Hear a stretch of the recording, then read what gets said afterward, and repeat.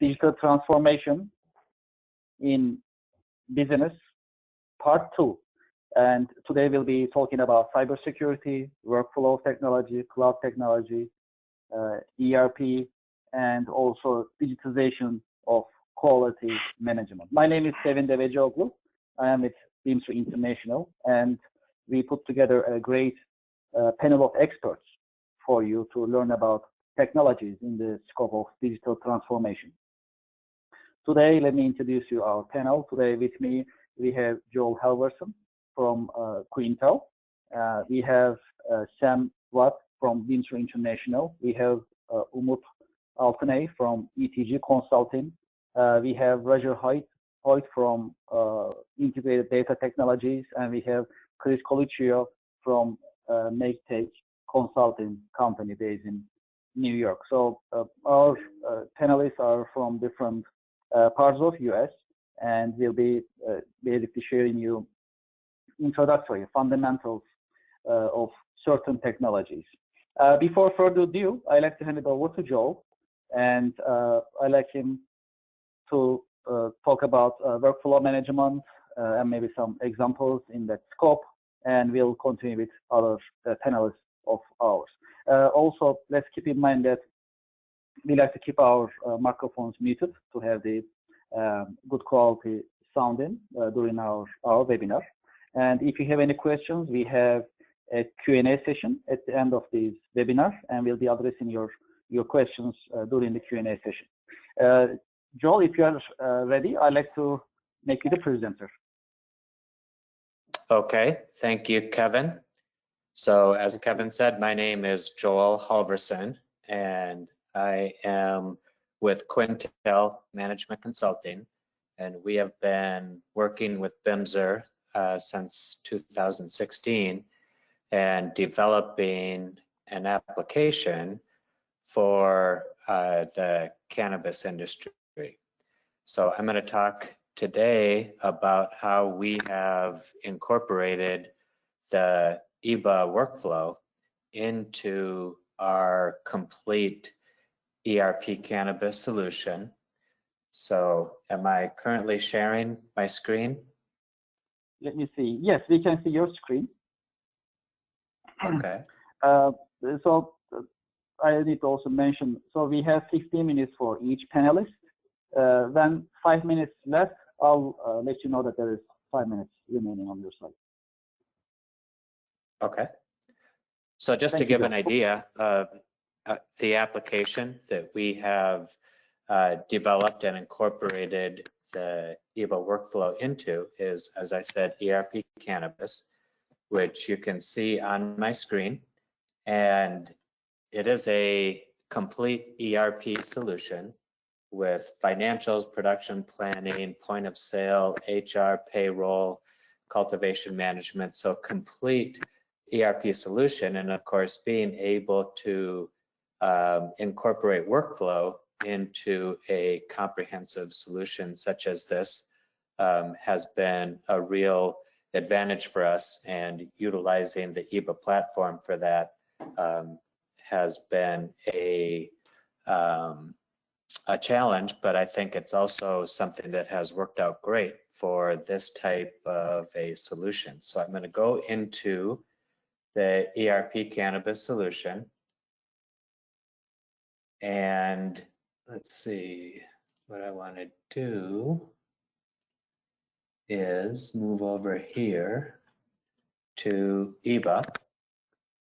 So this is the Eva Dashboard. So basically we have all of our applications that we have developed incorporated into the ERP cannabis solution, and basically we have integrated all of our forms that we're using on the Eva side with SAP. So the ERP cannabis solution is based upon the SAP platform as the core ERP functionality. And the idea with ERP cannabis was to develop a way for users that may be part of small companies in the cannabis industry, which is new and growing, and many small companies, many small participants in the industry, but being able to utilize basically the capabilities of a tier 1 solution such as SAP without having to actually be trained and know what needs to be done within SAP. So this is where we have been utilizing the Eva platform, and I'll go through a simple example of creating a purchase request. So if I click on the purchase request form, you can see that it'll come up with the standard kind of information that's needed in terms of who's requesting, the company associated with the request, the payment method that would be utilized, any comments, and then the items that are requested as part of the purchase request. So setting up all of this information within the Eva form is straightforward and utilizes the master data that's in the ERP backend to be able to select, for example, particular inventory items that are in the SAP system and directly request that information and all of the relevant attributes of that item that's being requested from the master data within the ERP system. So once that's done, the workflow can be set up. So in this particular case, what we have found is that the Eva solution provides a very flexible way of setting up a workflow that would be required. So in this particular case, you can see that, let's see if I can, well, I'll just have to scroll. So we'll set up the workflow so that the document is created, which is shown here. Document is completed. Once we click send, it's going to initiate the workflow process. So you can see that we have notifications that have been set up, notifications within the workflow process that would alert others via email or directly through the Eva solution, the Eva platform, that a new purchase request has been created. So in this particular case, once the notifications have been sent, the workflow is able to determine whether the request requires a different level of approval depending upon whether it was originated from the production team or from the extraction team. And if it's not, then it would bypass that intermediate approval and go directly to the next level of approval. So in this case, we have notification, we have a check for first level of approval, and then a check for the second level of approval. So based upon whatever these decisions are at these points, you'll either approve or reject. And then, of course, there's different actions that are taken if it's approved at the first approval step, then it goes on to be approved at the next step. If it is not approved, then basically a rejection notification can be sent, and the document that we created back here is sent back to whoever requested it initially. So if it goes through to the second approval and then is approved, then it is sent through to the ERP system and processed, and then a successful notification is generated so that whoever has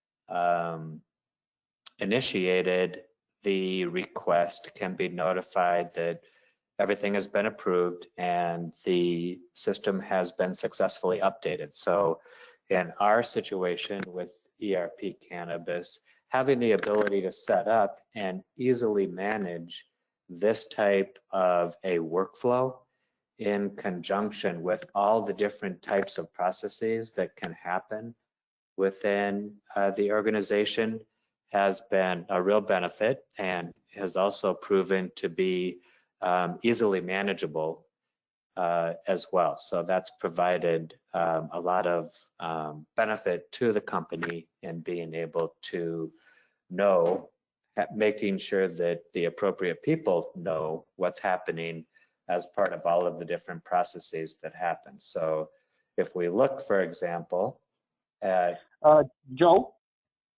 Yeah. Sorry for the interruption. We have 5 minutes. Thank you. Oh, okay. That went fast.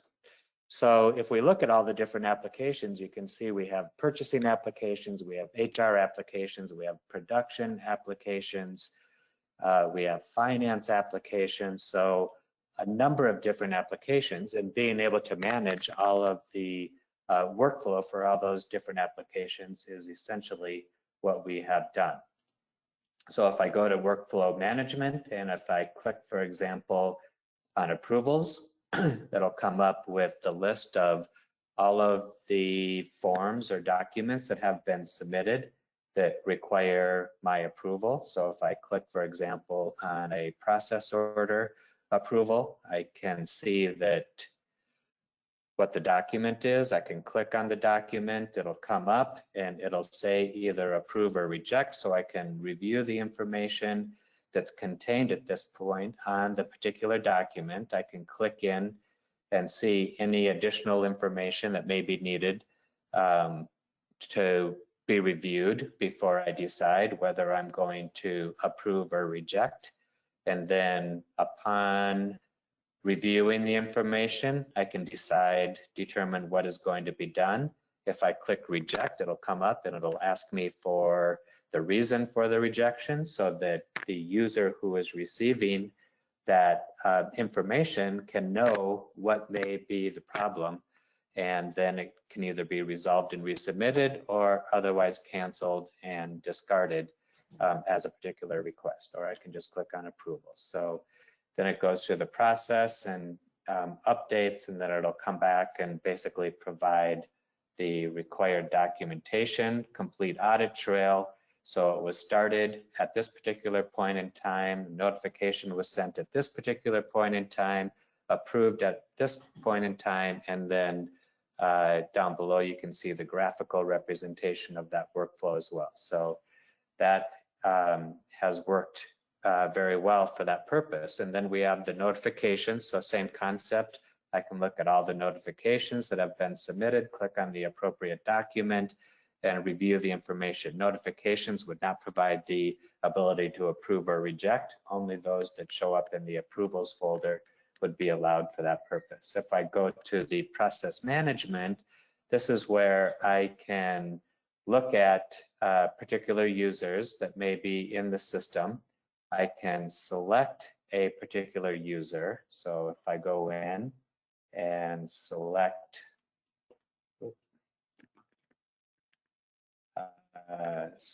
myself as the user, it'll come back with all of the processes that are awaiting my approval, and basically I can click on a particular process and assign the request to a different user. So this is in the event that someone's out or someone may no longer be with the company, whatever the case might be. We can use the process management capability to then reassign and make sure that the business process is completed without having to wait for an individual user to take care of that. So again, I can go through, assign it to a different user, click OK, and now that has been reassigned. So that's a quick overview of the workflow management type of capabilities that we've incorporated into ERP Cannabis through the Eva solution. So Kevin, are we taking questions now or waiting till the end? Till the end. We have Q&A session at the end, and we'll be addressing questions during the Q&A session. Okay. Great. Joel, thank you so much. Great demonstration and important information that you share. So we all know that many different businesses, they have different processes. And when it comes to cannabis industry, we know there are many different requirements that they need to follow up. They need to comply.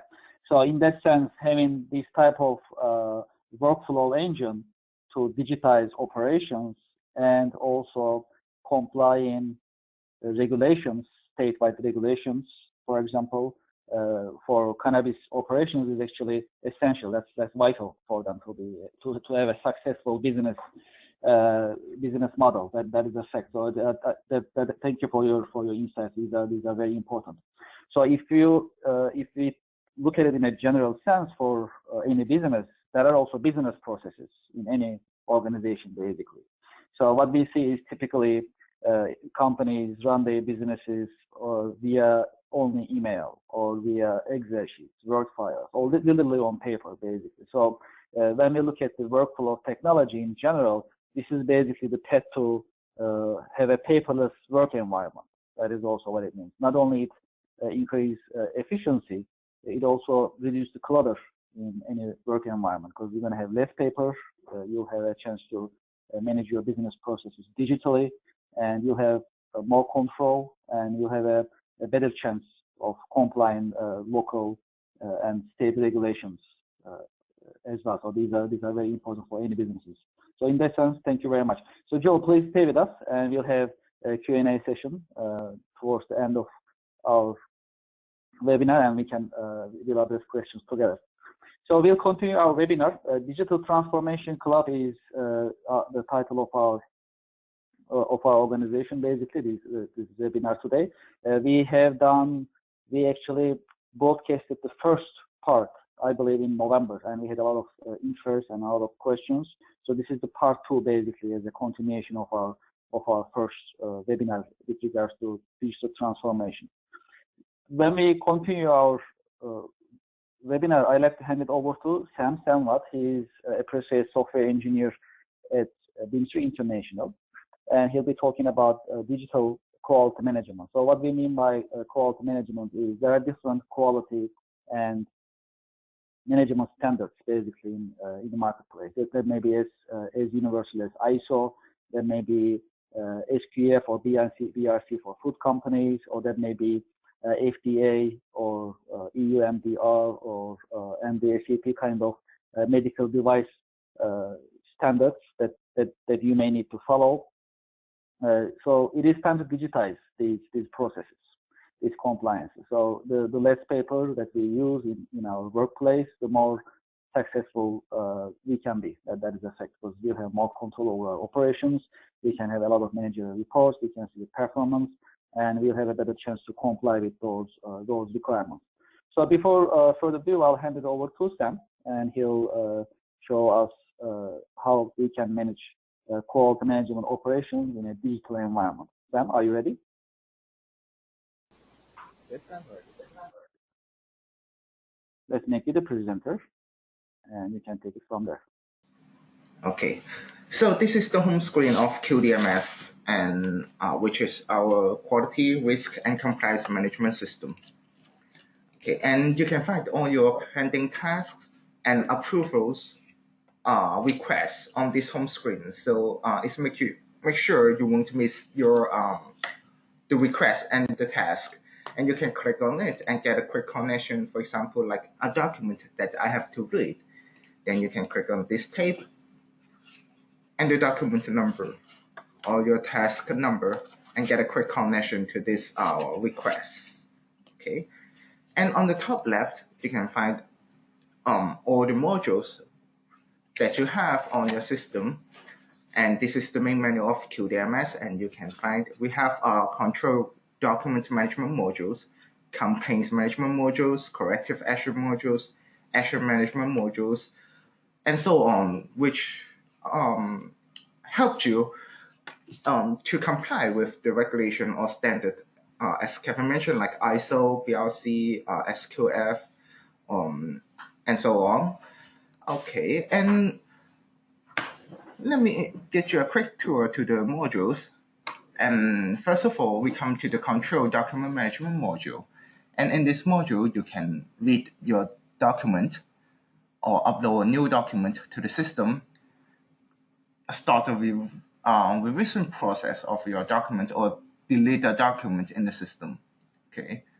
And after deploying QDMS on your on-premise server or cloud server, you don't need any other software to read the content of your document. And instead, you can start reading your document in the built-in browser of QDMS.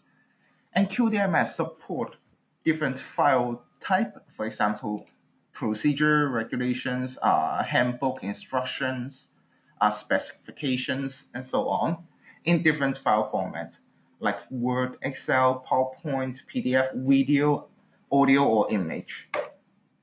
Okay, and now on the left, this is the folder tree that we have, and you can have as many folder layers as you want to have in QDMS.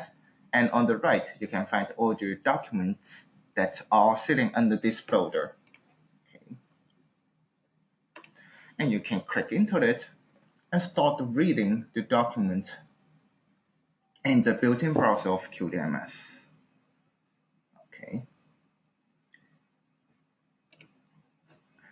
And also in QDMS, you can manage the permission matrix, which means who can do what in the system, and also the approval flow for different folder or particular documents. Okay. And you can read your document here and also find out the permission matrix under this permission matrix tab. Like you can manage the permission of reading, printing, revising, getting back to the previous version, or delete the document. And all the activities that the users carry out in the system will be recorded in a log of QDMS, which we also call it the audit trail. And you can have an idea what kind of action that is interacted against this document by certain user. Okay. And in every module, we have the reporting tool, which allows you to generate the ready-made report, for example, like the document status report. And they have the similar approach, and you can set up the time frame, and also you can targeting on certain folder, or in other modules, which will be targeting on certain customer, supplier, or location, which I'm going to show you. It's right here. And this reporting tool is available in different modules, and you can generate different ready-made report in that particular module. And now we can generate our document status report, and all the documents will be shown in a list with its own status. For example, like published, which means it's ready on the system, or it is under revision process, or it's just saved as draft. Okay. So like this, in revision, or preparing, or published, and so on. And you can export every single report in QDMS to Excel or PDF. Then we come to the complaints module, which allows you to create a complaint, like having the feedback from your customer, or vendor, contractor, supplier, and so on. And all your records of your complaints or feedback will be in different status. It depends on the progress that you handling this record.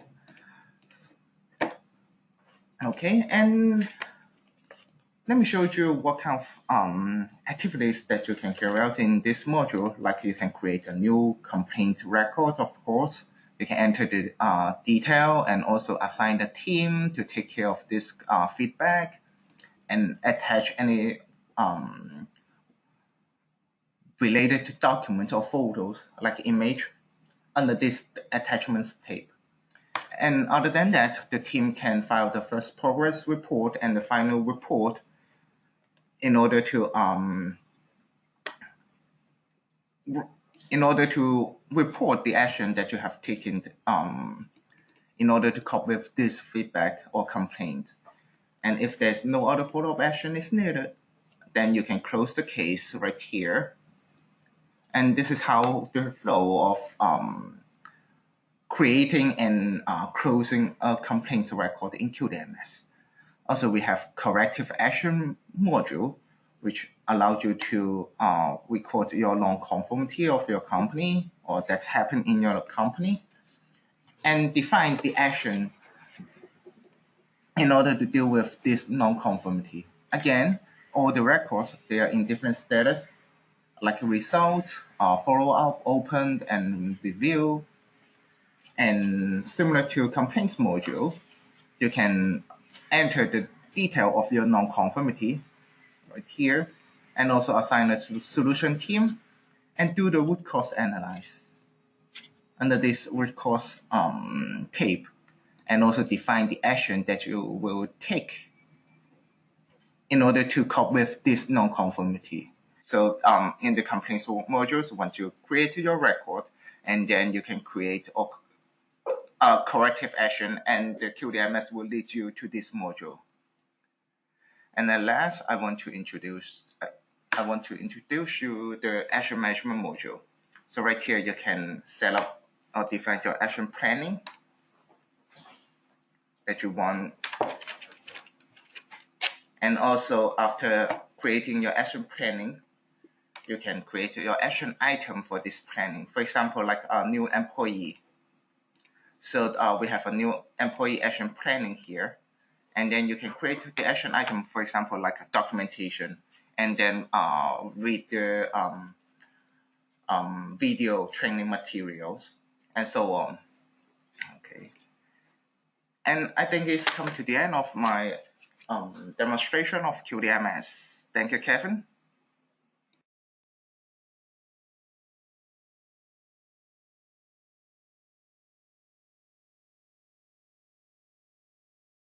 Thank you, Sam, for introductions of QDMS with regards to how to manage quality management operations in a digital environment. Much appreciated.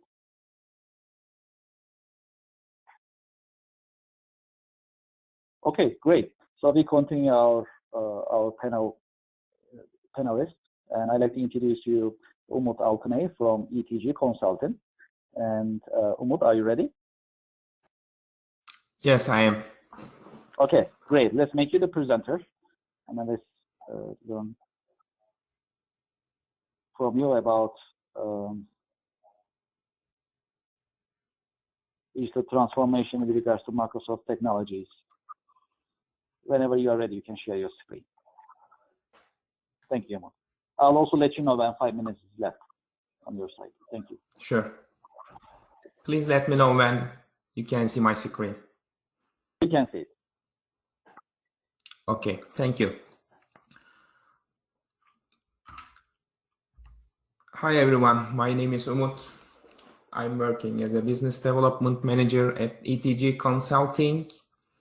And today's agenda about Microsoft cloud technologies and the business trends. So basically, I'm gonna introduce just one slide about ETG Consulting, and after then I'm gonna jump to business trends and industry challenges for manufacturing, retail, distribution, and professional services. And I'm gonna mention a little bit cloud software solutions and Microsoft Cloud and ERP technologies. This is all my presentation content. So thank you again for this great opportunity. ETG was formed 20 years ago, and after 20 years, the result, it's a company that has become widely regarded as the one of the new leaders of delivering Microsoft Dynamics 365 ERP. While our goal is, never to seek recognition of awards, these Microsoft endorsements help clients understand they are making a safe choice to partner with ETG Consulting. So we are Gold ERP partner and Inner Circle partner, which means the first one top percentage of global Microsoft Dynamics partner. So there was one more thing our clients, told us when we asked them what was important, and they wanted to do business with a recognized industry leader, and I think ETG is certainly one of those, because ETG consulting can cover everything from manufacturing, retail, and services industries. Here I highlight at the top of the slide key business trends, and at the bottom technology trends that together are fueling digital transformation. Industries are in transition, and digital disruption is forcing every company and industry to reimagine themselves. A huge part of this transition is about reinventing how businesses engage with their customers, their business processes, and how they take advantage of data and intelligence. For example, the manufacturing industry is truly innovating with streamlined production and connected products. On the other hand, the retail industry is reinventing itself with new customer experiences integrated across marketing, online sales, in-store sales, and merchandising. And in financial services, consumers demand access to their funds 24/7 from any location and from any device.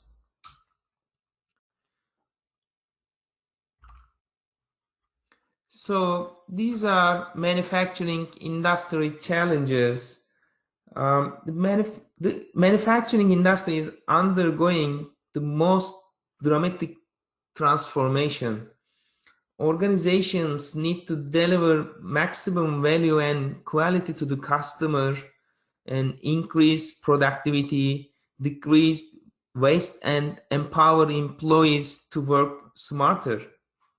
And manufacturers have concerns with on-prem to online migrations, and not every enterprise is comfortable, moving critical operations, data, and resources from on-premise infrastructure to the cloud.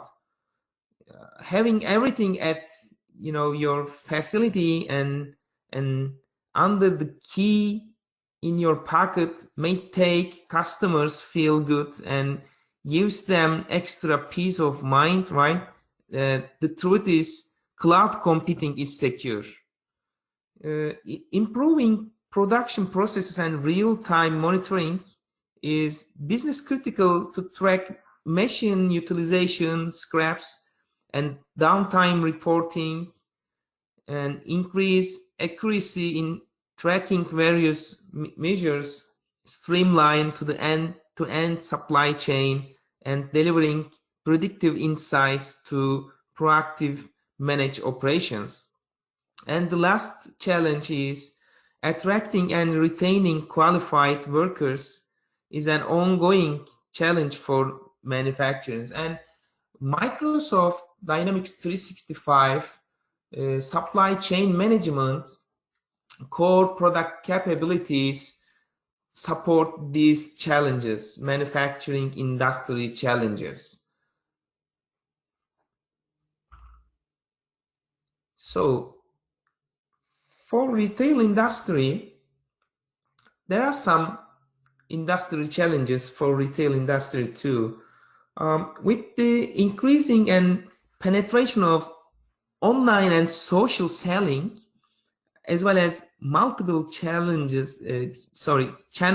for purchase, retail stores, and unprepared for the change in buying habits. These are the retail industry, one of the retail industry challenges, and consumers are learning to more personal shopping experiences instead of straight promotion and discounts. And large field of technologies to support changes in buying and better retail operations, yet they don't work well together. So Microsoft Dynamics 365 core product capabilities all support these retail industry challenges. For supply chain and distribution industry challenges, I can say that meeting the customer timeline is critical. The new normal is not to wait, but get the goods as fast as possible. And meeting customer expectations and demand, this is critical. And understanding how to adjust the business models to accommodate custom models. These are the supply chain and distribution industry challenges, and Microsoft Dynamics 365 finance core product capabilities supports all these industry challenges. Lastly, professional services industry challenges. Business models are changing in the service world. They need flexible systems to capture the entire relationship and promote collaboration. And they need to automate business processes from client touch to backend billing, and need to remove manual steps between teams of people working on projects. So changing mobile workforce that needs tools to support customers quickly. And Microsoft Dynamics 365 human resources and finance product capabilities, and PSA professional services module capabilities all support these industry challenges. And the truth is, traditional ERP systems that are siloed and glued or bolted together do not work for the digital economy. The ability of your businesses to survive needs an ERP system that is modern, unified, adaptable, and intelligent. This is what Microsoft offered to their customers for digital transformation and for digital economy. I can easily say modern global businesses in the digital economy have these business imperatives like increasing revenue, which means business want to maximize their revenue growth, and managed cost, they want to minimize cost. Umut? Yeah. Hi, this is Kevin. Sorry for interruption. You have 5 minutes. Thank you. Okay, thank you. And trust and security are top of minds for mission critical applications. Agility, businesses need to have solutions that are flexible and agile to meet ever-changing business needs and stay competitive. And insight and intelligence, organizations require real-time, end-to-end business intelligence to proactively manage their global businesses and respond to customer demands. These are, all outcomes for global businesses, and limited flexibility to, these are the challenges with on-prem ERP solutions. And on-prem ERP solutions, they are limited flexibility to add new capabilities, and disconnected systems duplicate data sources, and no real-time visibility of business performance, and it's difficult and expensive to maintain. It's highly cost, low productivity, and growing security risk and compliance needs. These are the challenges with the on-prem ERP solutions. And this is about why we are offering migrate to Microsoft Cloud ERP.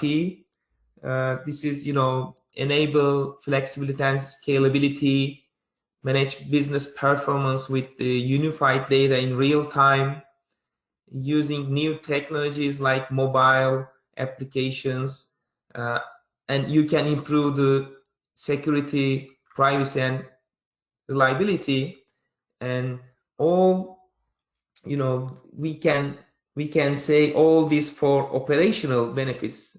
On the other hand, financial benefits, it's lower TCO, total cost of ownership of Dynamics 365, can help lower, lower costs for a business.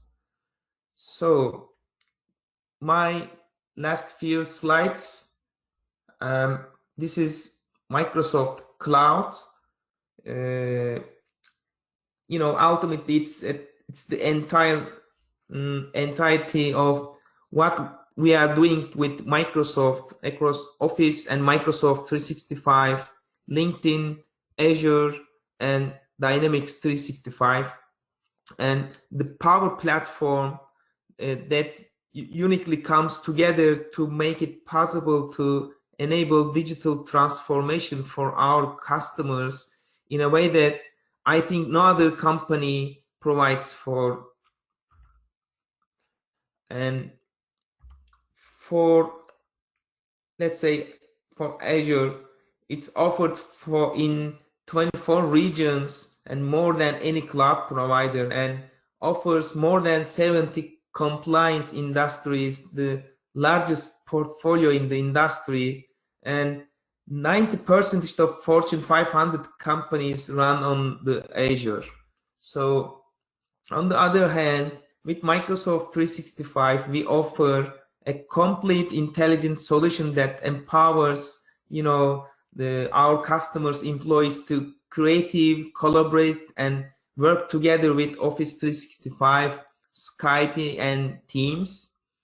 And finally, with Dynamics 365, our intelligent business applications for ERP and CRM, we offer a complete set of solutions across, marketing, sales, retail, finance, and manufacturing.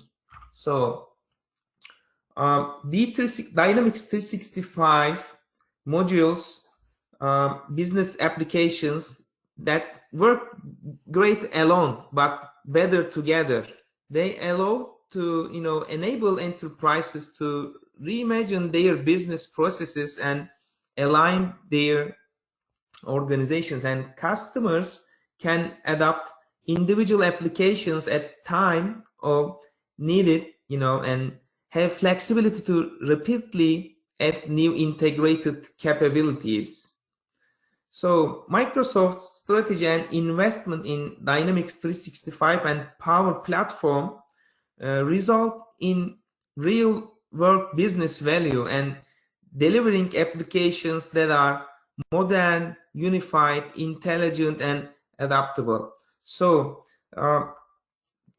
it was my last slide, Kevin, and it's time to bring this presentation to a close. And thank you so much for having me, Kevin. Thank you. Thank you, much appreciated. Great insights in terms of digital transformation and what kind of technologies Microsoft is offering to help companies adopt digital transformation. That's very exciting. So far we talk about workflow technologies of workflow management with Joe Halverson from Clinical Management. We talk about how to manage quality management operations digitally with Sam Watt from Bimser International, and we just learn about what kind of technologies Microsoft has to offer to help companies adopt digital transformation. These are all exciting technologies when we look at it. So the important thing for companies actually to learn about technology, what is available in the marketplace, and then decide which one is actually really helpful in terms of increasing the efficiency, increasing productivity, reducing costs, and also, of course, complying local state and federal regulations digitally. So this is the critical business decision that every business needs to make. So for us as experts in digital transformation, we are here to share information. So it's a very informative webinar so far. Much appreciated, Umut. Thank you so much. So speaking of cloud technology that Umut mentioned earlier, there are many things that we need to learn about cloud technology. So yes, Umut also addressed some of the companies, they prefer being on premise. Some of them, they are okay with cloud technology, so they enjoy the benefits of cloud technology nowadays. So that's a choice, that's a business decision in a way that we need to make. From technological point of view, cloud brings a lot of opportunities. That's a fact. And of course, when we are adapting digital transformation, we need to also keep in mind that there is also the security part of things that we'll be addressing with Chris Coluccio as well during this webinar with regards to cybersecurity. Now I'd like to introduce Roger Hoyt from Integrated Data Technologies company, and he is going to share with us information about cloud technology with regards to adapting digital transformation. Roger, are you ready? I am ready. I just need to allow me to share my screen. Great. Let's make you the presenter, and then we can learn about cloud technology from your side. Okay. Whenever you are ready, please share your screen. I'll also let you know when you have 5 minutes left. Thank you. Thank you, Roger. Okay. Let me just get.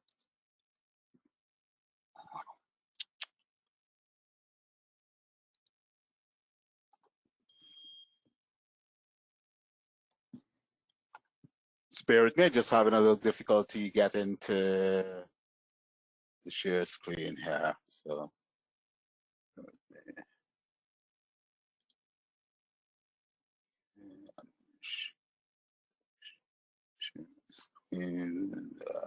okay, we can see your screen right now. Okay, I'm just. Okay, great. We see your presentation. Thank you. Okay. Oh, oops.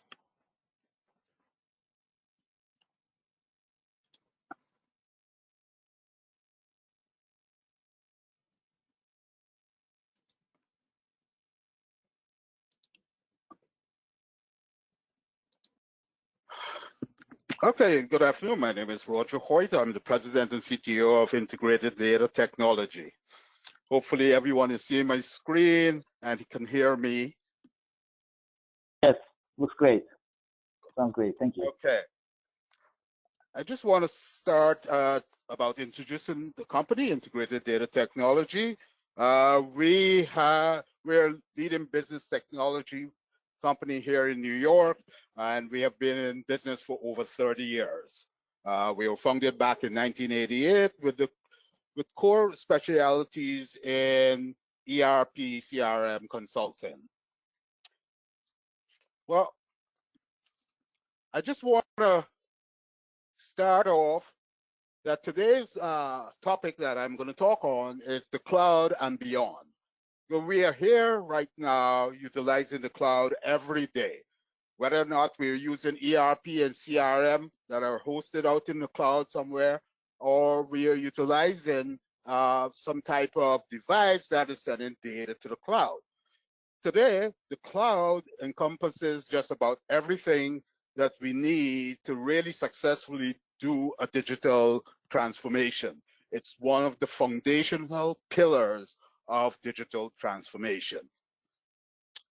Well, with all this data being created every day, we have to stop and ask ourselves, well, how is this being done?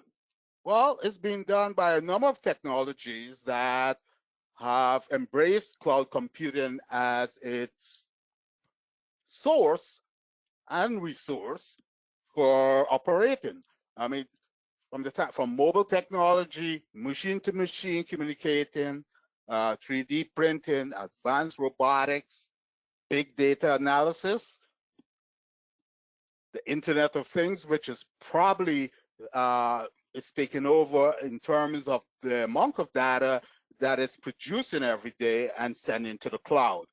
Another technology out there that is really utilizing the cloud now is cognitive computing. And you heard that a little before with Uma talking about how the retail space is actually utilizing data being produced to give better experience to customers.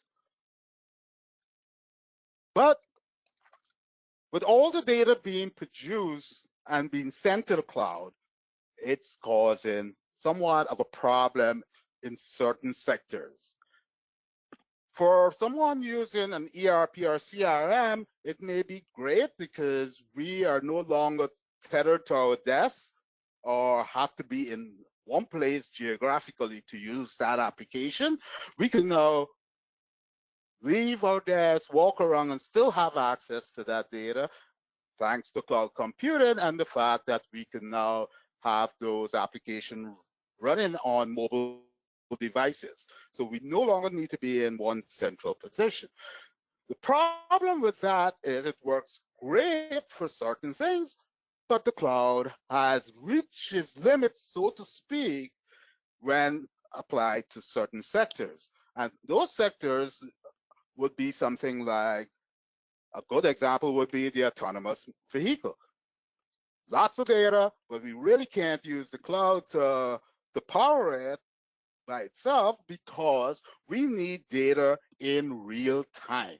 And the cloud, as it stands, when we send a piece of data, who knows where it goes? The server in which it's being stored at could be somewhere out in Norway or Switzerland.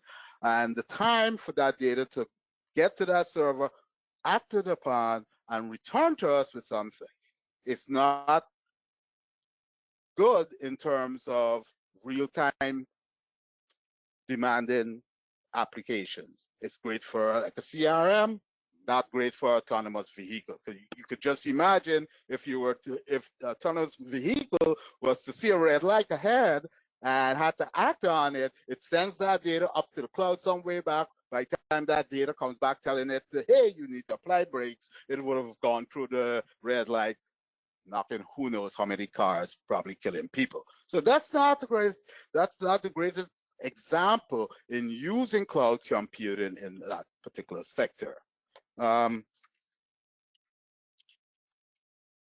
Let's stop a little bit here, and talk a little bit more about the benefits of the cloud, because there's a lot of benefits as it stands.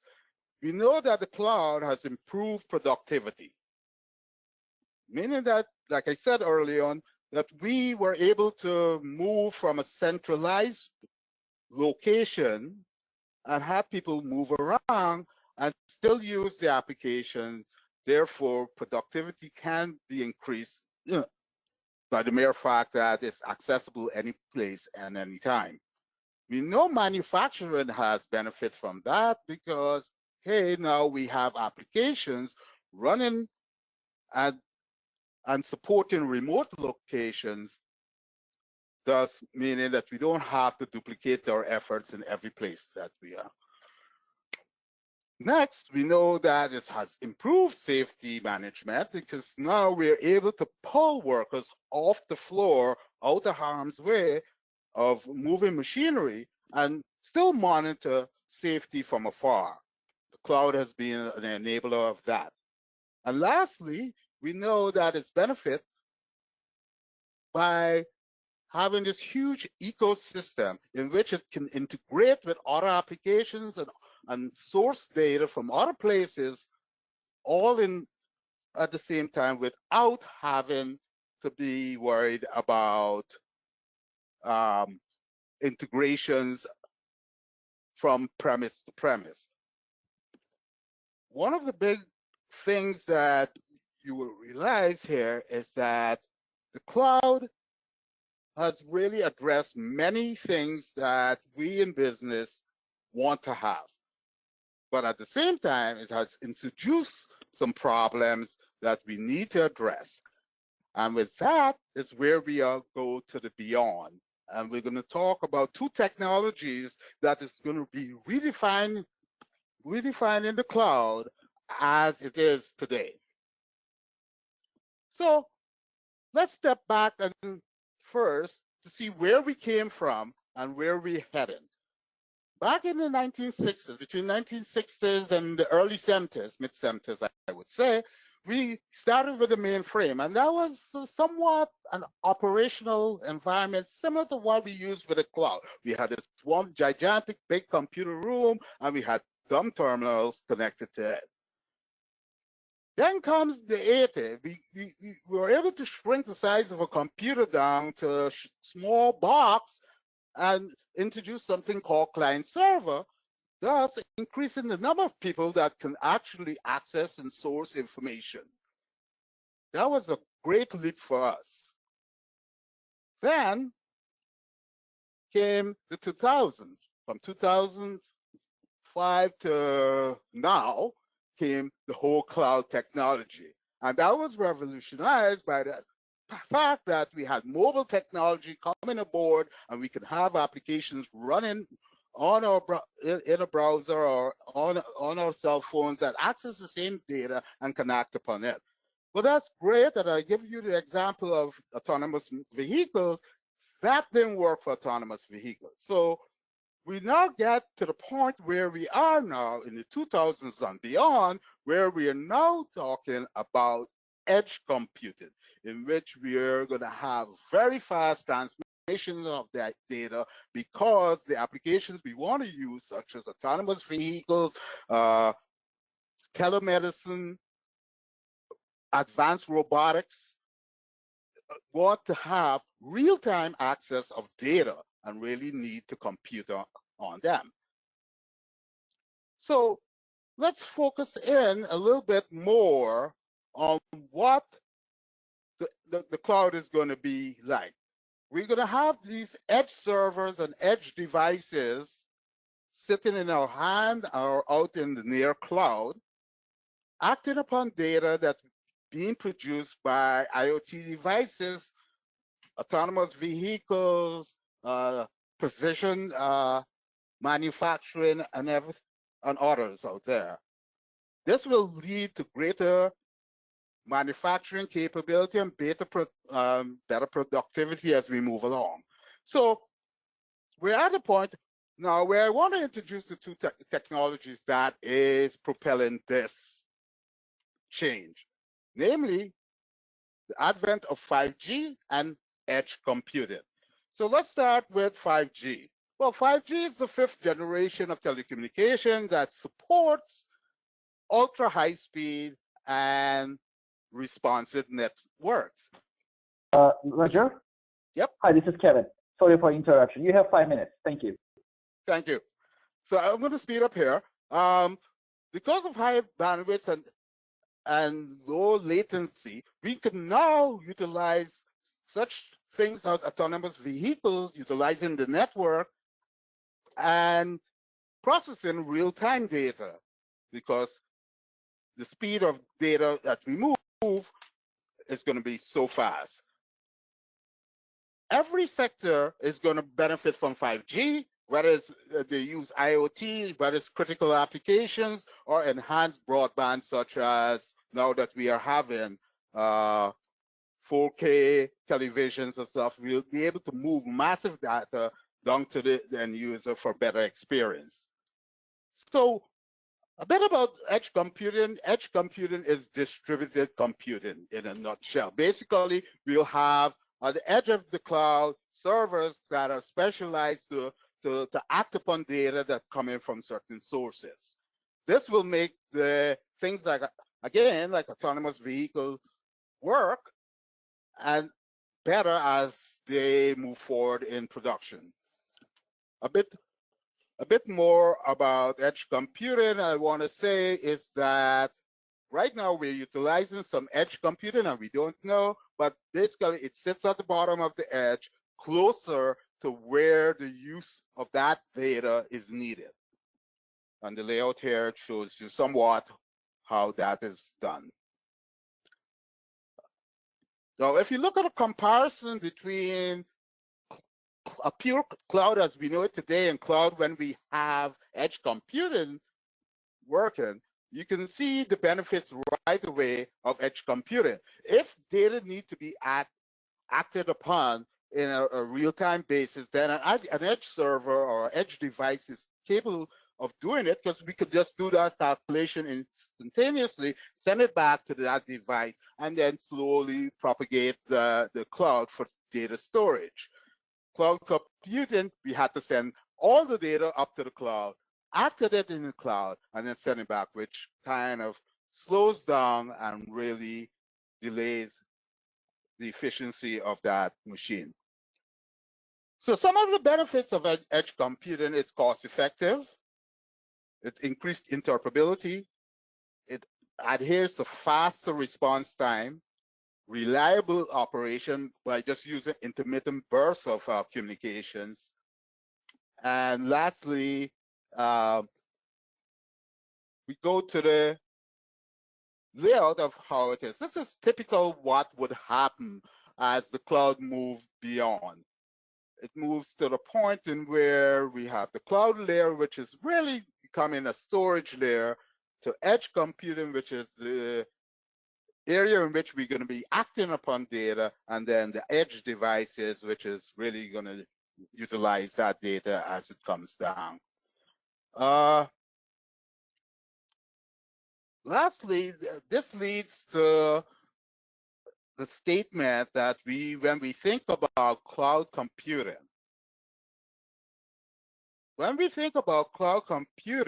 we should always think this statement: centralize what we can, distribute what we want. And that being that for critical applications, distributed computing is preferable over the centralized computing capability, just for the sake that that we need to have data back to us in real time, whereas in a low critical application, we could continue to use the cloud as is right now. It also leads to better user experience in everything. That's all I have. Like I said, this is a topic that can take 5 hours just discussing. I just condensed it into a little over 12 minutes. Thank you very much. Thank you, Roger. Much appreciated. Great insights, definitely. It's also very exciting to learn about, what we can do beyond cloud. And by the fact that 5G technology is around the corner, thanks to your presentation, we had a chance to learn about how we can benefit from 5G technology in coming months or coming years, basically. So it was great to learn about it. Thank you for insights. Much appreciated. Great. So I'd like to turn it to Chris Colicchio. He is with TechWorks Consulting Company. As we all know, we can talk about workflow technology. We can talk about digitized paperless quality management. We can talk about ERP technology or cloud technology day and night. But at the same time, we also need to keep in mind that there is also security part of things. Cybersecurity is very, very important for all of us, regardless of what kind of technology that we use to adapt digital transformation. That's a fact.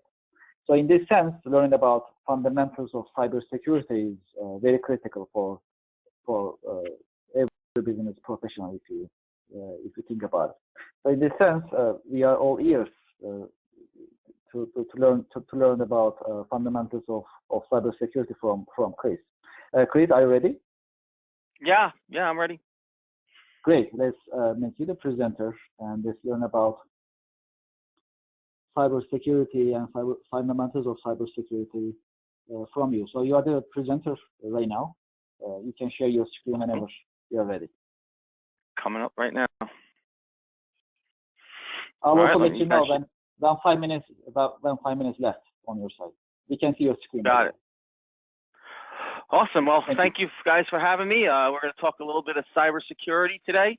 So we're going to try to do it a little bit differently because, one of the big things about digital transformation is that cybersecurity is probably going to be one of the things that pushes us to rapidly change, whether we like it or not. So it's probably a good idea to get some of those concepts out of the way now and to understand why cybersecurity is important and also some of the reasons that are holding us back. So what we're going to do here is we're going to play or have a little game that I call Cybersecurity Mythbusters Edition.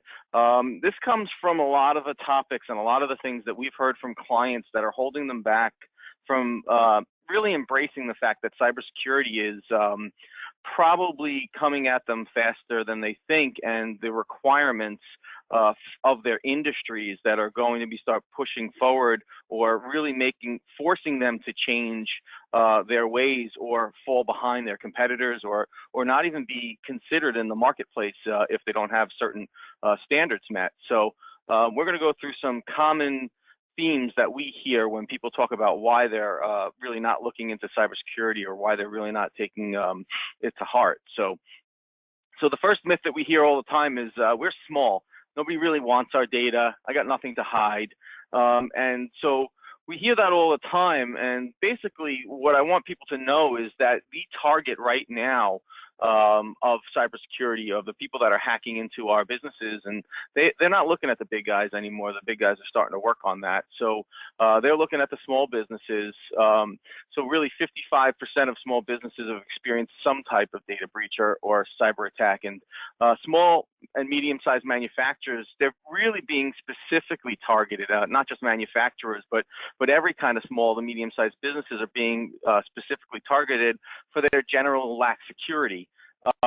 Most of the spear phishing, and if you don't know what spear phishing is, those are targeted attacks. So a phishing attack is that email that they put out to everybody and they hope that somebody responds. But a spear phishing attack is something that they put out directly to the CEOs of organizations and the CFOs, and a lot of those are actually targeted right at the SMB market. So and a study from NIST and a presentation that we were recently in saying that about 70% of the SMB market are not really prepared to handle a cyber breach or cyber attack. So really that's one of those myths. I mean, so to kind of explain that, this is a picture of Fort Knox, and there's a lot of return, billions of dollars worth of money in there.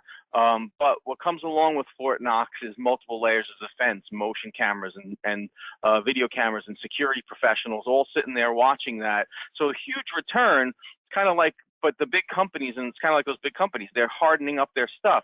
Whereas, with your small business, you're looking at something like my business. They have simple locks, simple passwords, many windows. Which would you go to attack? Which one would you try to do? None of the people who are trying to do these attacks, they're looking into the easier, not hardened targets. And then secondarily, on top of that, there's millions of those hardened targets. So yeah, there's lots of billions of dollars inside something like a Fort Knox or inside a Boeing or inside a company like that.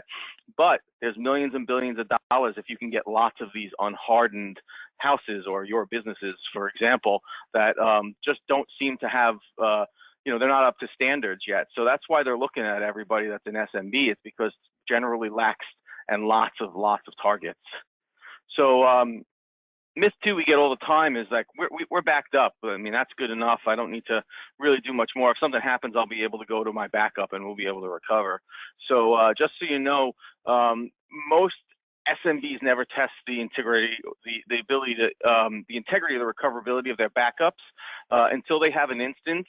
And they say that about 7 to 10% of all backups will fail. Although I'll tell you that on our side, self-implemented backups that users, either our clients or the clients that we pick up after they've had a problem, their failure rate when not being monitored by somebody in their office or a professional is somewhere upwards of 50%. We've seen that happen way too often, that they're just either not successful or not successful to the rate that they're supposed to be.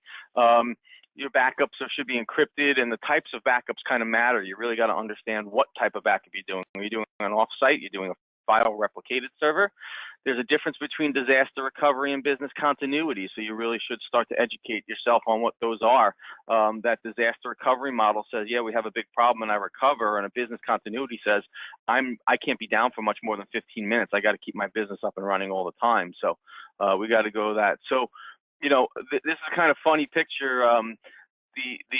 This is actually very similar to a client that I walked into, and they were doing all their backups on, in this case, it was hard drives and not disks and stuff, but they were still backing up and making copies to regular hard drives on their computers. And if the building went kaboom, all the stuff would be gone. So it's just a little funny picture to let us know that the hackers have changed, and it's time for us to change a little bit too.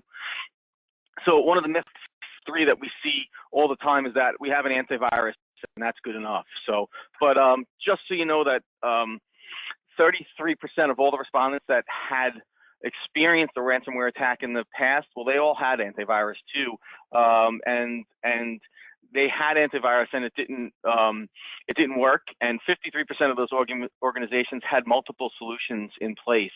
So the traditional antivirus software that protect against the standard ransomware, they don't really protect against the ransomwares, and a lot of the free and unmanaged softwares that we see on clients, that's not good enough. So there's new products coming out there called Endpoint Detection and Response, and those new products are really looking at not just whether or not this software that's running looks like a virus or has a virus signature, but actually looking at the computer itself and whether or not it's sending out data that it normally wouldn't send out, and it actually can quarantine those machines from the rest of the network before they can infect other people. So there's these new type of antivirus solutions, they're called EDRs, that really are looking to work with the entirety of the computer and not just whether or not some signature that some other company had found, you know, or some virus that you know, doesn't work 0 day, because a virus checker usually has to go and say, well, somebody else got a virus. Now I know it's a virus. Hopefully I don't get it.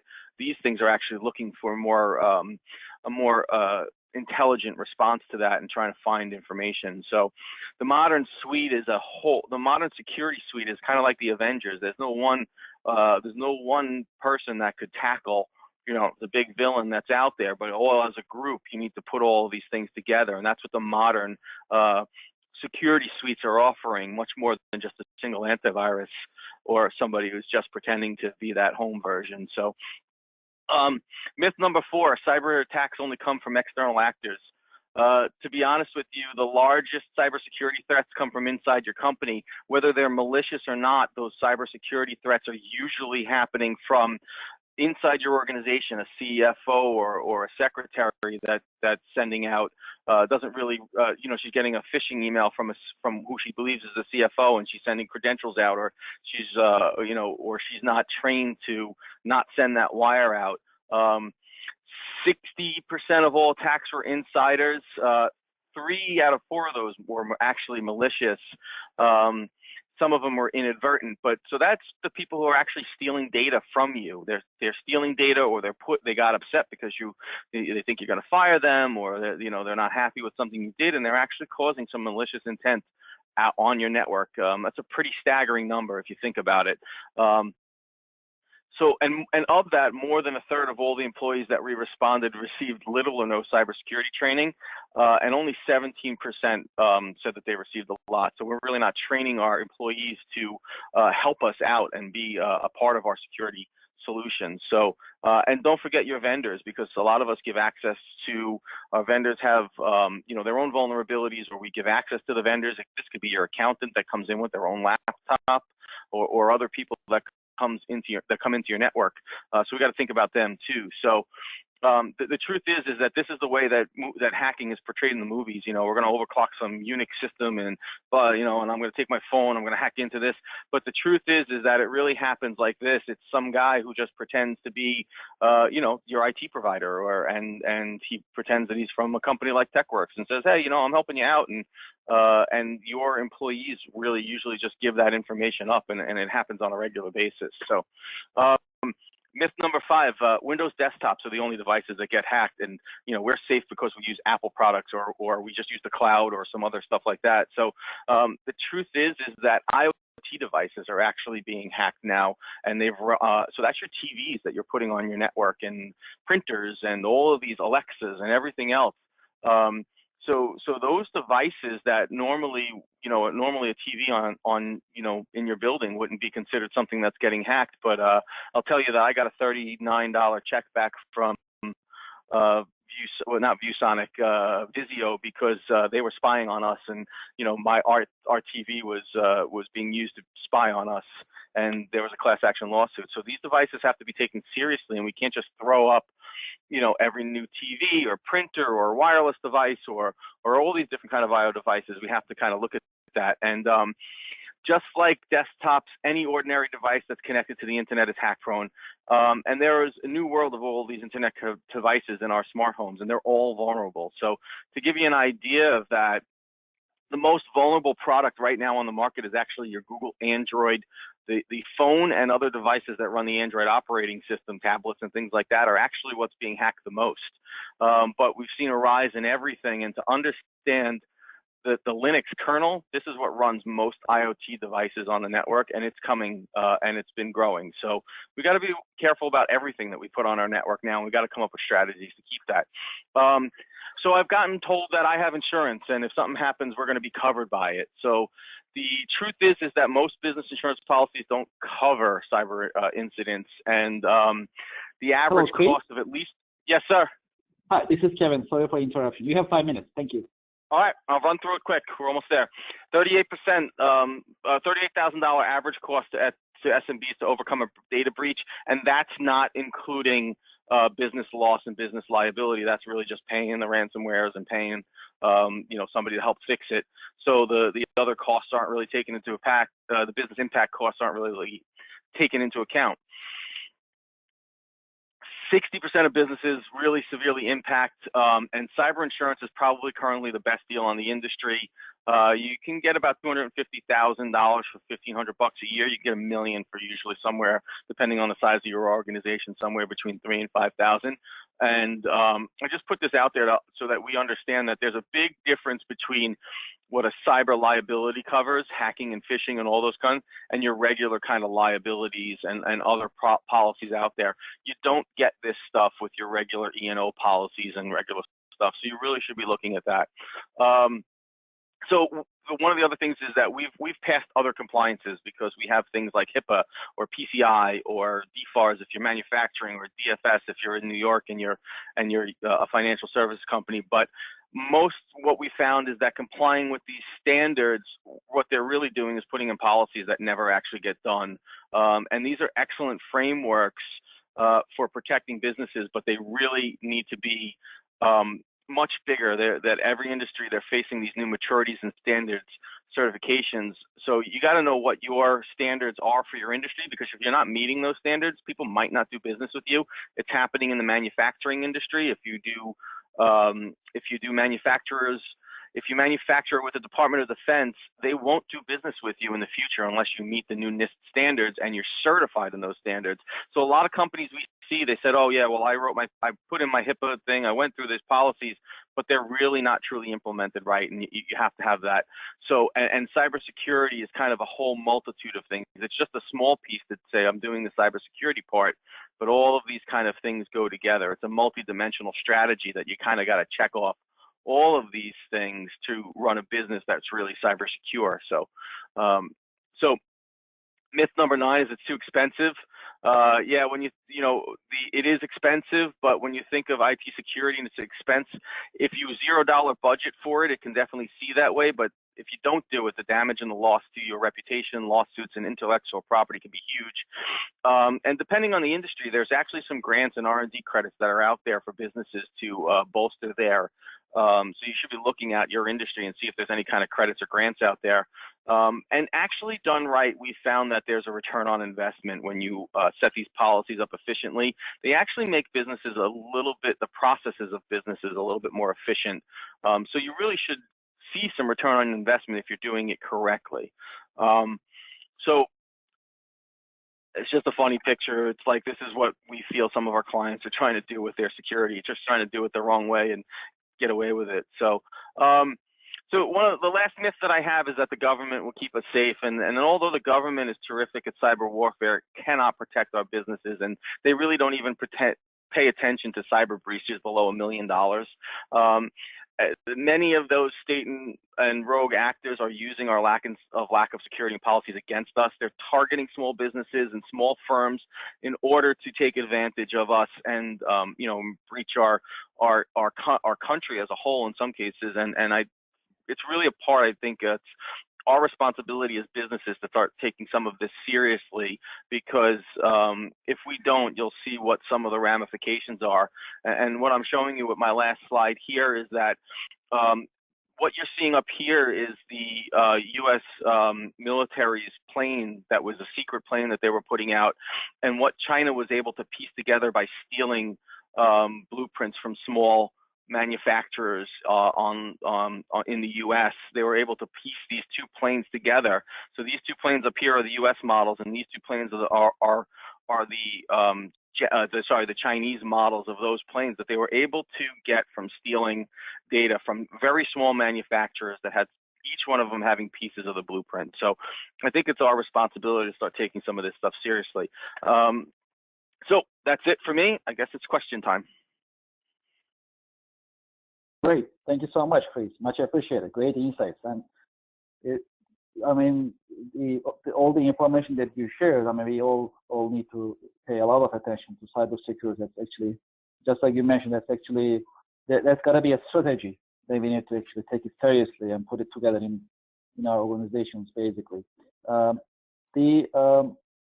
Also one of the things that actually you mentioned, also our responsibility is also as businesses, that we need to also protect our IP, our intellectual property, basically. So that is also an important point that actually you pointed out. I'll also put our panel's information on the screen right now. Okay, great. So as you see, we have our panelists contact information on the screen, so we'll get the questions and we'll address them. So I've been getting questions, so I'll ask those questions to you that as I have been receiving them during the presentations. One of the things that I received was actually about workflow management. This is I think can be addressed by Joel. So I have a couple of questions. So one of them is, as to workflow management, is it also possible to manage those with mobile devices? So, yes. Joel, excuse me. Oh, great, thank you. Yep, can you hear me?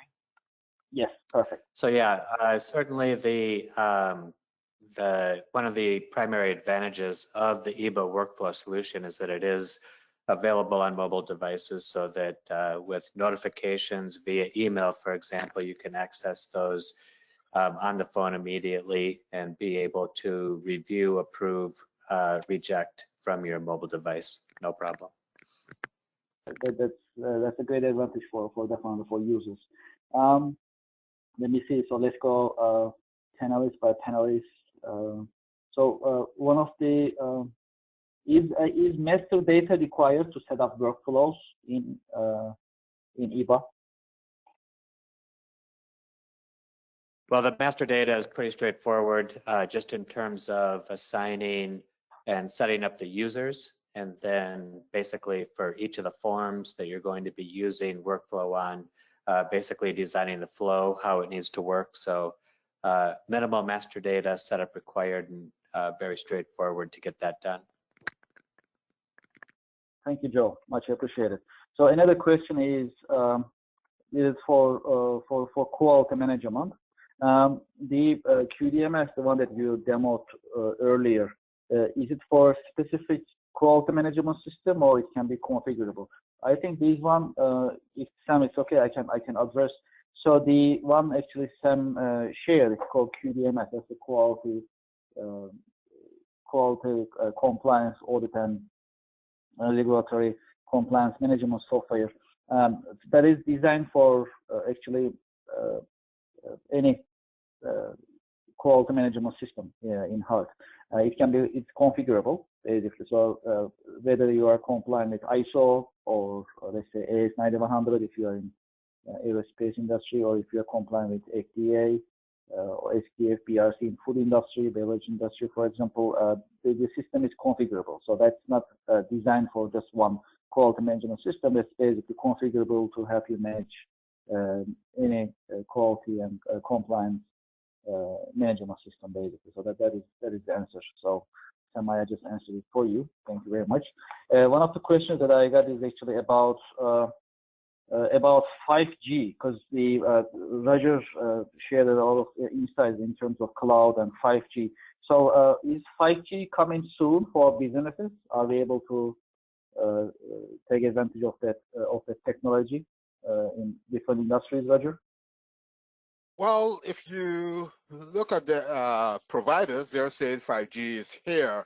The true expectation is going to be somewhere around 2023, where it's going to be almost standard to everything. So over the next 3 years, yes, we'll see rollouts as the providers. Right now, they're in a quandary trying to figure out how to charge for this technology. It's very expensive, and the way they have to figure out a way how to charge for it. So, but we do expect it to be prevalent in the across all sectors by 2023. 2023. Okay, great. So we have another question with regards to your the subjects that you mentioned. As for edge computing, can you share any example with us as to current edge computing practices or usage, I will say? Okay, actually, yes, and there's one that we really don't think of. It's something that we use every day. As a matter of fact, it's our third arm, and that's the cell phone. Current cell phone uses either thumbprint or facial recognition. That's a real simple but a great example of edge computing, because what happens is that your cell phone takes, in the case of facial recognition, it takes your facial features, encrypt it all on the device, and decrypt it all on the device. The only thing that is going back to, let's say, the Apple Cloud or Samsung or whoever the provider is that of when you did it, whether you're successful or not. You don't have to pass all that geometric and information back out to the cloud. So yes, that's a true example of edge computing. Everything is done on the device at the edge there. Thank you, Roger. Much appreciated. Umut, you shared a lot of information with us, a lot of insights, which they were very important actually for our audience to learn about in the scope of digital transformation. So can you tell us about warehouse management in scope of Microsoft technologies for our audience? Sure. Kevin, you can manage warehouse processes for, let's say, manufacturing or distribution and retail companies with Microsoft Dynamics 365 warehouse functionality in supply chain management. So you can also get out of the box and next generation support for the barcode scanners as well. And and you can integrate warehouse management with other business processes such as, transportation or manufacturing, quality control you mentioned, and purchasing, sales, and returns. So there's a very good warehouse management solution in Microsoft ERP, to be honest. Okay, that's great. So I'll just take it a little further. I think that maybe, how about the other technologies, say RFID, for example, to track, let's say, merchandise in a way that, locating where they are. That is also, I think, can be used with that kind of system. Am I correct? Sure. We can integrate these kind of technologies with Microsoft ERP. Okay, great. Thank you so much, Umut. I think so. Since we are talking about warehouse management, because I'm also going over the questions that I've been receiving. So one of the things I think important to talk about is the supplier management, right? Because when you talk about warehouse management, it also links to the suppliers, vendors that we are working with regards to getting merchandise from certain manufacturers. So how about vendor management on your side? Because I know Sam covered some part of it with regards to supply management, supplier evaluation, in the scope of quality management. So from the operational point of view, how would you manage the vendors on your side? Sure.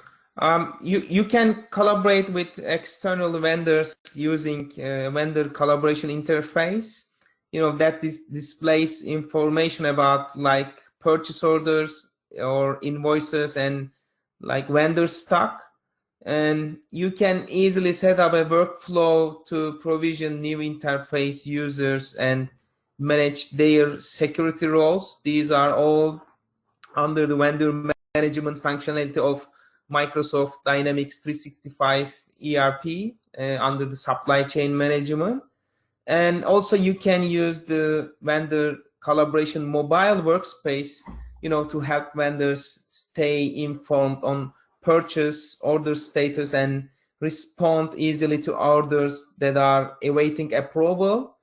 Last but not least, you can retain records of all collaborations actions for vendor performance evaluations and auditing purposes. All these functionalities under the vendor management in Microsoft Dynamics 365 ERP we can implement for our customers. Thank you, Umut. Chris, I have a couple of questions for you. So, well, the fundamentals of cybersecurity, I mean, they were very educational, what you shared with us with regards to cybersecurity in the scope of digital transformation. So one of the questions that I got is about, do I need to hire someone to have a cybersecurity strategy in place? What is the best way to educate ourselves in the company? So a lot of it that has to do with what industry you're in. The basics of educating yourself on cybersecurity. To be honest with you, it's a tough thing to do unless you have somebody that's focused on it. And as a whole, sometimes cybersecurity is even bigger than just your IT department because it has to do with policies and procedures. Mostly what we tell people is to start by, no matter what you do, assigning somebody to be your compliance officer, because depending on the industry that you're in, you may have to comply with HIPAA, you may have to comply with PCI, you may have to comply with like a DFARS or these other standards for manufacturing. So you should start with that. You should always start by just having somebody whose role and responsibility in your organization is cybersecurity, even if they're not the technical person. Now, that being said, depending on the size of your organization, if you're getting up somewhere over, 10 people or 15 people, you probably need some outsourced resource to help you out, or at least a very good inside resource. But most companies at that level don't have that. So I would say that you should at least pay for what a company like us would do, which is an assessment to give you that baseline of where you're at and where you probably need to go. Whether or not you can take on some of those tasks yourself or with your current vendors, that might be up to you. But everybody should at least get a baseline from a reputable IT organization. Thank you, Chris. Yes, I mean, in terms of compliance, Sam, I'm sure Sam knows a lot of it too. In that sense, we work with our quality managers, for example. They comply with typically ISO, FDA, HPF, and other standards. So I think educating quality managers in cybersecurity may be also helpful in that sense in association with IT. So from what I understand, it's not only about IT when we talk about cybersecurity. It's about policies and procedures, putting them in place, and making sure that actually that's followed in the organization. So it's definitely bigger than just. Yeah, it's definitely bigger than just the IT department usually, because it has to do with training and policies and other stuff that goes on. because cybersecurity really isn't just about the technology that you have. It's also about who can enter the building when and things like that. Yes, which is very, very important for any organization, regardless of from my understanding. I think whether you're in manufacturing or service industry, or even if you're in non-profit, that's important because that's eventually the information that you have for your company. That's vital. One of the questions that I got, Joel. So, Joel, you have a lot of experience in workflow management. So helping companies digitizing their operations, helping them have a paperless work environment. So based on your experience, that's also one of the questions that I'm also trying to share with you. So what is the greatest strength of using workflow technology, especially you were showing Eva as an example as a workflow engine. So what is the great advantage for any company to implement a workflow technology in their organizations, for example, in an organization basically? Well, certainly workflow in general for efficiency purposes, but specifically the Eva workflow solution is advantageous in that it has been designed to be much more straightforward in terms of being able to set up, implement, and manage within the organization. So just provides a lot of flexibility and is very efficient from that perspective, much more efficient than other workflow solutions that we have worked with in the past. And of course, that's one reason why we wanted to include that capability with the ERP Cannabis solution, was to take advantage of that efficiency and flexibility with this workflow solution. There is also, from what I saw in your demonstration, there is also traceability factor, right? So when you use the workflow engine, you have the chance of having the audit trail. So who is doing what, what they do and how long it takes to perform it. So you also get so it's called workflow history from my understanding, but actually it's the audit trail in a way that is seeing the performance of the team members, basically, how the process is running. Yeah, that's right. Waiting. So that is also critical. Yep, and also just please continue. Thank you. And also just within in terms of approvals and tracking who approved what and at what point in time. So yeah, the audit trail is very important. And also you also mentioned the compliance piece, especially the cannabis industry is the key because it's heavily regulated. There are a lot of regulations, and that's not federally legal. So there are regulations state by state. Am I correct? So there may be different regulations in each state that you're operating basically. Yeah, that's right. So and that kind of speaks to the flexibility of the solution and being able to implement it and utilize it in different ways depending upon those types of factors as well. Yes, I was talking to somebody in the cannabis industry because that's very interesting because that's not federally legal, so you cannot transport what you produce in one state to another state because you can only run it in that state basically. So what it means is that if you like to actually run that business in another state which is legal, for example, you need to start your business from scratch basically because you cannot move the merchandise around.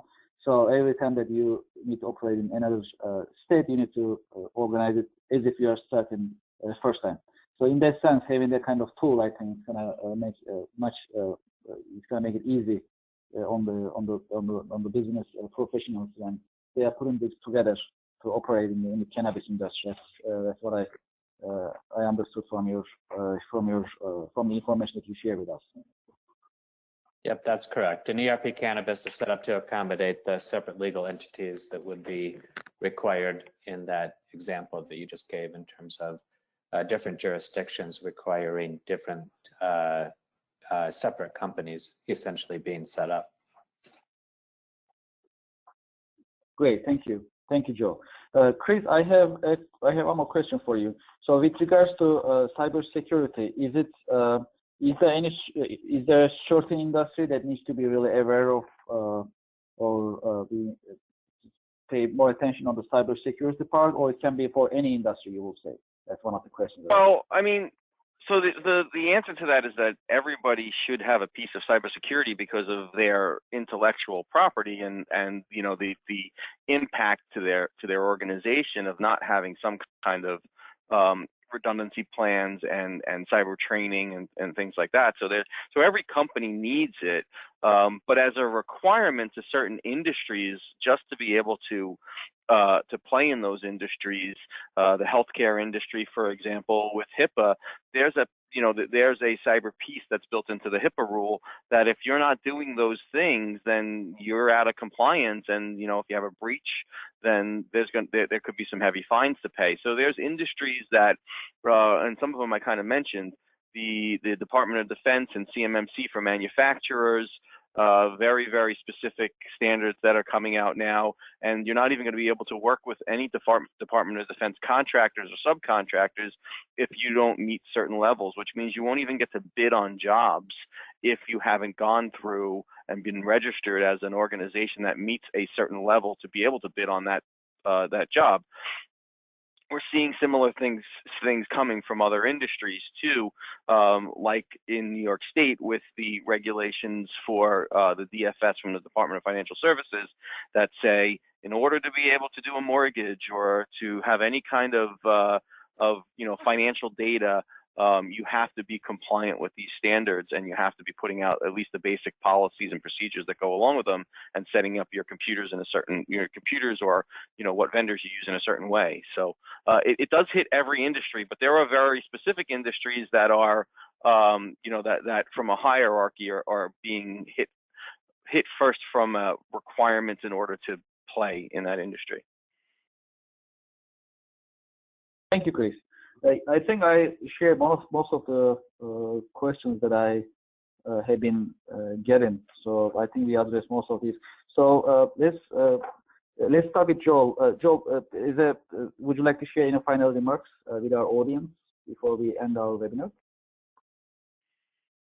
Well, I just wanted to again emphasize the importance of the workflow capabilities that have been developed as part of the Eva solution. Would encourage everyone to check that out further, and certainly contact me if you have any questions.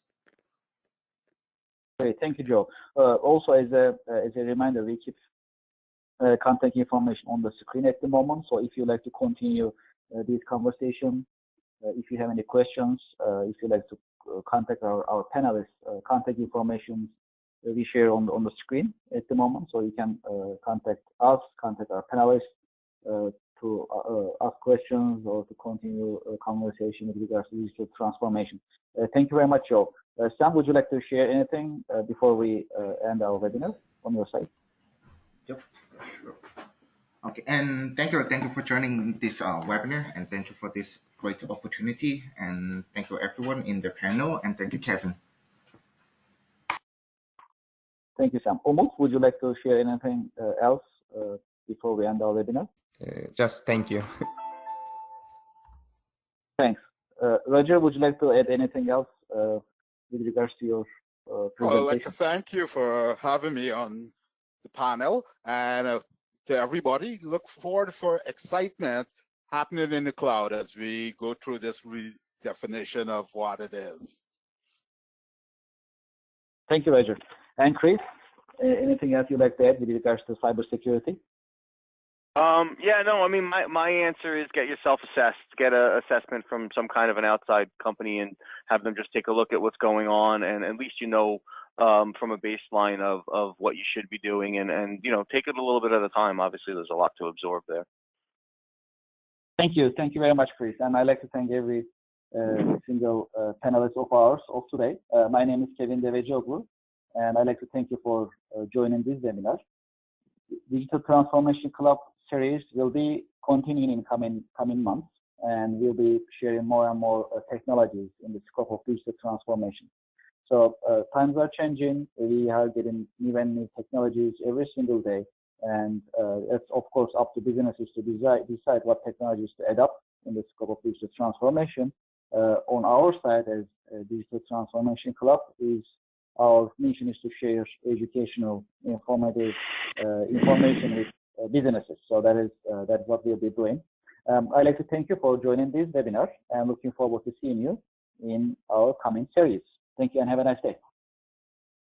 Thank you.